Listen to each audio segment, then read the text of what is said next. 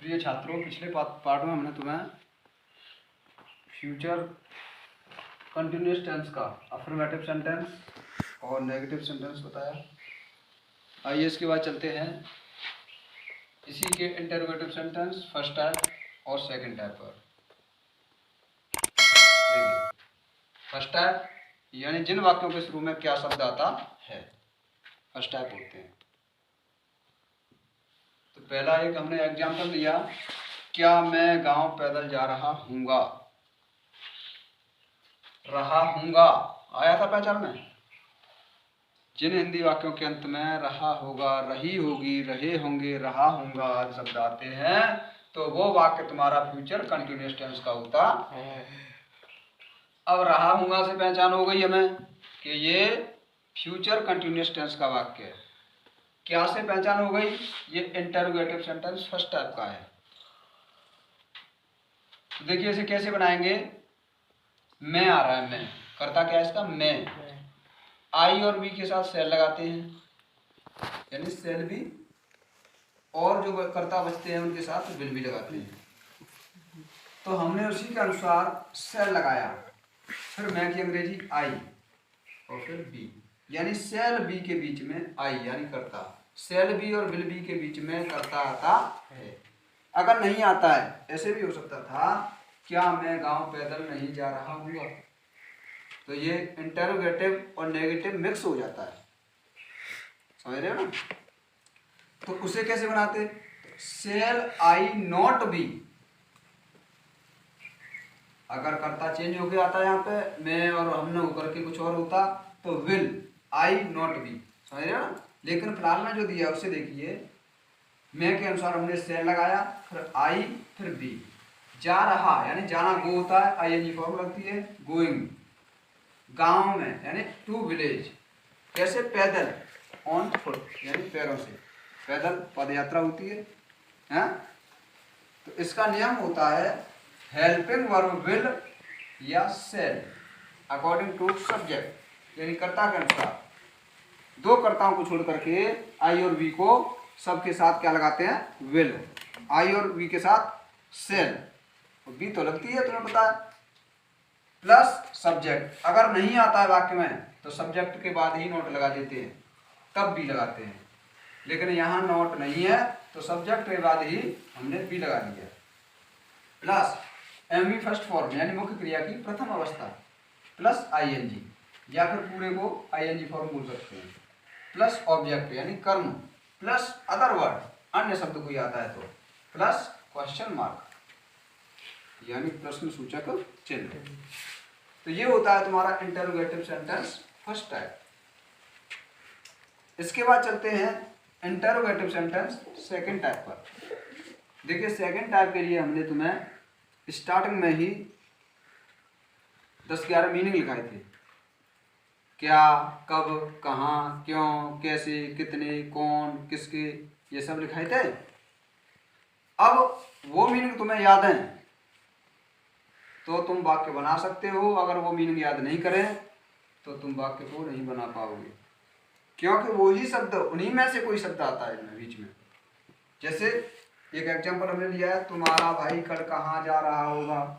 भाई कहाँ आ गया है, क्यों भी आ सकता है, कब भी आ सकता है, कहाँ भी आ सकता, सॉरी कितने भी आ सकता है, किसके भी आ सकता है, किसे भी आ सकता है, कैसे भी आ सकता है।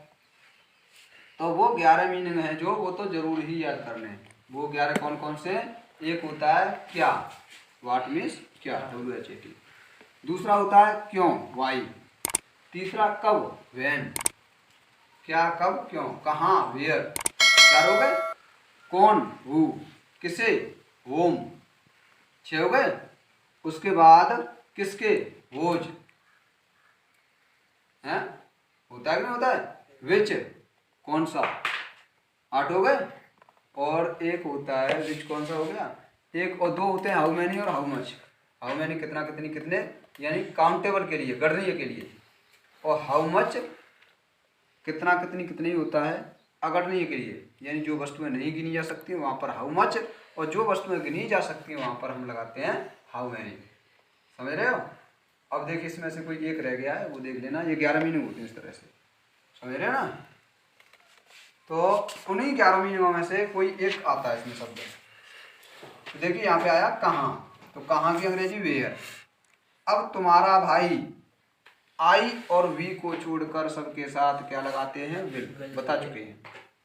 तो तुम्हारा भाई तो विल, तुम्हारा भाई योर ब्रदर, तब जाके बी आएगा।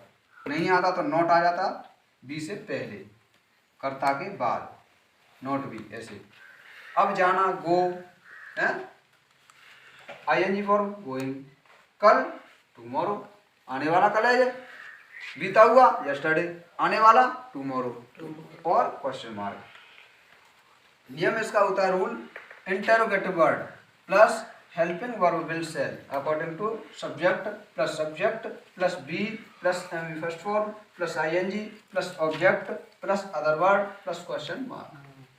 देखिए एक बात पुनः बता दें, इंटरोगेटिव वर्ड यानी प्रश्नवाचक शब्द की अंग्रेजी लगाते हैं, प्लस हेल्पिंग वर्ब यानी सहायक क्रिया विल या सेल कर्ता को देखकर, प्लस सब्जेक्ट यानी कर्ता, प्लस बी, अगर नहीं आता तो नोट लग जाएगा सब्जेक्ट के बाद और बी से पहले, प्लस मुख्य क्रिया की फर्स्ट फॉर्म यानी main verb first form, plus ING, plus object यानी कर्म, प्लस अदर वर्ड अन्य शब्द, प्लस क्वेश्चन मार्क यानी प्रश्न सूचक चिन्ह।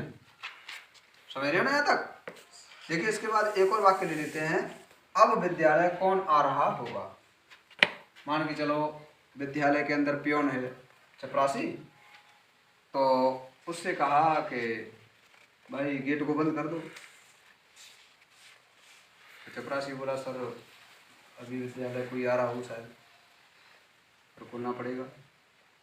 तो टीचर या प्रिंसिपल ने कहा कि अब टाइम बहुत हो चुका है, 9 बज के घड़ी में, जबकि विद्यालय 8 बजे का है, तो अब विद्यालय कौन आ रहा होगा है।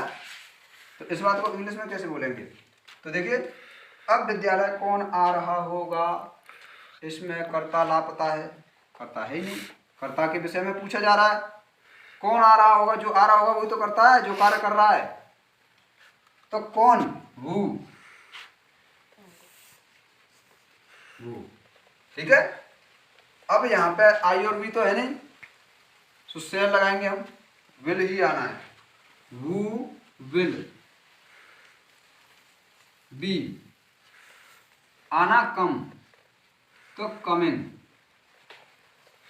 वो विल बी कमिंग, विद्यालय टू स्कूल, और अब नाउ अंत में वो will be coming to school now. Hindi, अब विद्यालय कौन आ रहा होगा।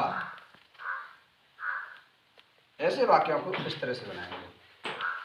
तो ये तुम्हारे फ्यूचर कंटिन्यूअस टेंस के जो अफर्मेटिव नेगेटिव सेंटेंस हैं वो पिछले पार्ट में हुए, और इंटरोगेटिव सेंटेंस फर्स्ट टाइप और सेकंड टाइप ये इस पार्ट में कराए। वैसे ये है कि खूब अच्छी तरह से समझाया है, सब बच्चों की समझ में बढ़िया तरह से आ गया होगा। यदि फिर भी कोई परेशानी होती है तो अपनी परेशानी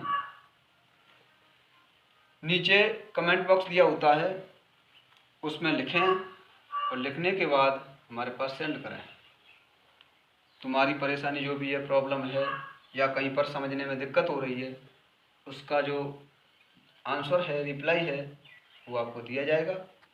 और यदि ये जो भी हम वीडियो डालते हैं बना के, हम तो ये चाहते हैं कि बच्चे ज़्यादा से ज़्यादा देखें और अपनी नॉलेज बढ़ाएं। इसका हम कोई किसी से पैसा नहीं ले रहे हैं, समझ रहे हो। हम तो ये चाहते हैं कि बच्चे इसे देखें और अपने अंदर नॉलेज पैदा करें। तो कुल मिलाकर के अगर ये वीडियो अच्छी लगती है, पसंद आती है तुम्हें, तो इसे लाइक करें, और लाइक करने के बाद अगर चैनल सब्सक्राइब नहीं किया है तो चैनल को भी सब्सक्राइब करें, ठीक है।